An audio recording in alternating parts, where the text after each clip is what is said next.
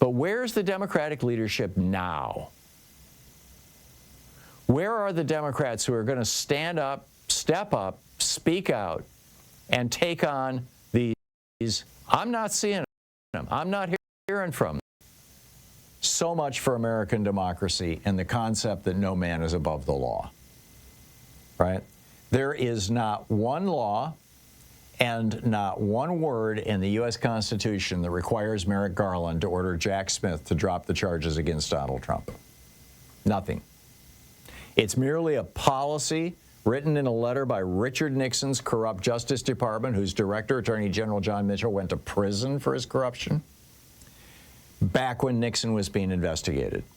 And it was doubled down on by Bill Clinton's Justice. Coincidence when Clinton was being investigated for lying under oath about Monica Lewinsky. This policy has no force of law. It's merely policy. It was written by an agency lawyer who was never elected by anybody to anything specifically to protect Nixon and Clinton. And Merrick Garland, who Republican Senator Orrin Hatch suggested Obama should put in as his last Supreme Court justice, Merrick Garland could have easily ignored it. And you know that if the shoe was on the other foot, if you had Donald Trump as president and he was going after Joe Biden, and Joe Biden had just won re-election, that Joe Biden would be in confinement right now.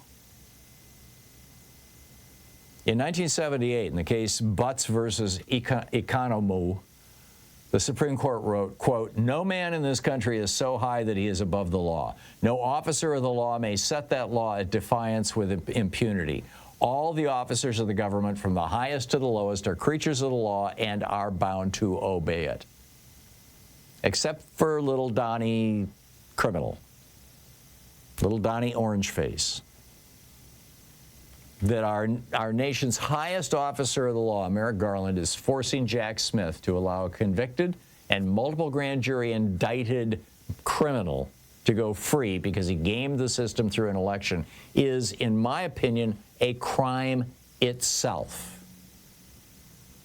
It's a clear violation of the principles, the foundational principle of Anglo-American justice and politics, the Magna Carta, first signed into law by King John on the plain at Runnymede in 1215. No man is above the law. As Merrick Garland and his Department of Justice obey in advance, America's in a crisis. And here's the big question. Where the hell is Democratic leadership while we're in a crisis? Are you seeing a spokesperson for the Democratic Party? Are you seeing a high-profile Democrat stepping up, standing out, and every single day going on media, national media, radio, television, talk shows, social media, to say, no, this is wrong, or here's what it should be? Instead, last night on Lawrence O'Donnell's show, I was treated to Neil Katyal saying, well, you know, letting Donald Trump go is proof that the system works. What bull? It's proof that the system is corrupted. Now, you know, Neil Katyal has some, problems of his own. I get that.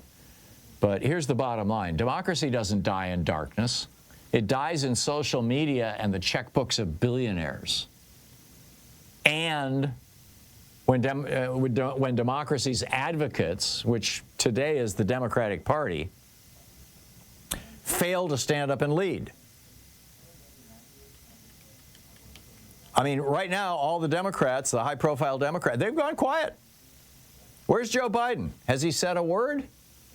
No, he pardoned a turkey yesterday. Where's Kamala Harris? Has she said a word? No, she's vacationing in Hawaii. I mean, Bernie Sanders has been out talking, although he doesn't get the kind of media coverage he deserves. Alexandria Ocasio-Cortez has had a few choice words, mostly about Nancy Mace. Elizabeth Warren has spoken out on a couple of TV shows. Gavin Newsom, the governor of California, the guy who probably is going to be the nominee 4 years from now for president, certainly, has been working on it. Haven't heard a peep. Over this last weekend, I try to read a book every weekend, and this weekend it was How to Stand Up to a Dictator. It's a book by Maria Ressa.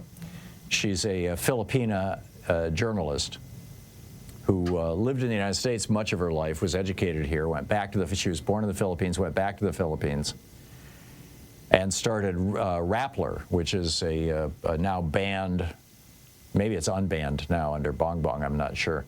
But she kept getting thrown in jail, and by Duterte, the guy, the elected dictator of the Philippines at the time. And she says that the war against democracy in her country was fought, quote, this is from the book, quote, on two fronts, President Rodrigo Duterte's drug war and Mark Zuckerberg's Facebook. She also pointed out that 1 in 24 of Donald Trump's Facebook friends and likes in the 2016 campaign actually came out of the Philippines. They were being paid by American billionaires.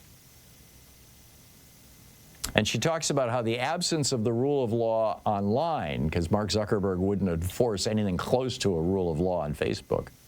Instead, he let Russians exploit it in 2016 and turn the election over to Trump.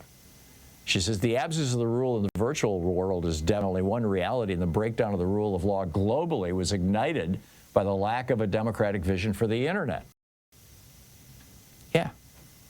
And we're seeing the same thing here in the United States. Billionaire Elon Musk turned X into a massive right-wing echo chamber, allegedly spreading lies and Russian propaganda in service of Trump's election. So where is everybody? I mean, during the campaign, you had the Republicans running these ads saying that Kamala Harris cared more about trans prisoners than about you. And the Harris campaign never responded. Just like when George Herbert Walker Bush ran the Willie Horton ad saying that, Michael Dukakis had let a murderer out of prison and he went on to kill somebody, the Dukakis campaign never responded. What's wrong with these Democrats? Where's the leadership? For 4 years, Joe Biden and Kamala Harris have been absolutely kicking ass. They have done one of the best jobs of governing, of running this country in my lifetime. But they never bothered to tell anybody about it. Donald Trump ran a crap administration for 4 years. He never got his economic numbers close to where Obama's were, and never even touched Biden's. And yet, every day he was out there bragging about how great his economy was.